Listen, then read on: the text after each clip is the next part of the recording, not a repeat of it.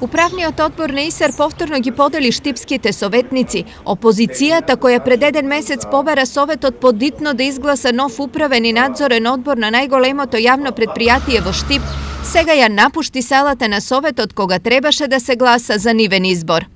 Ние, како советска група, нема да учествуваме во делот на гласањето и овој наш став е добро познат, така да остануваме доследни во таа насока, значи ќе побараме кратка пауза само да ја напуштиме седницата, додека да поминат овие две точки од дневниот ред. Во гласањето не учествуваше ниту представникот на турците во Советот. Имајќи во предвид соодветната и правична застапеност на припадниците на сите заедници.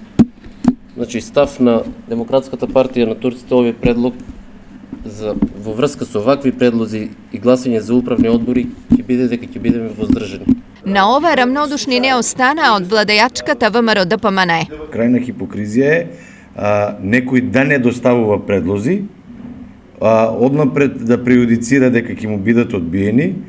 Што се однесува до коментарот на господинот Асанов, само да му кажам дека во сегашниот надзорен одбор, член на управниот на надзорен одбор е доктор Срđan Багаш, кој што е советник и која што е од вашата партија.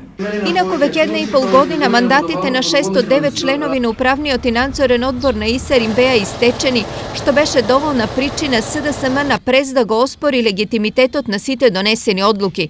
Сепак нови членови не можеа да бидат избрани зашто политичките партии не доставиле своји кандидати до Советот, беше тогашната реакција на председателот на Советот. Нови членови беа избрани дури денес.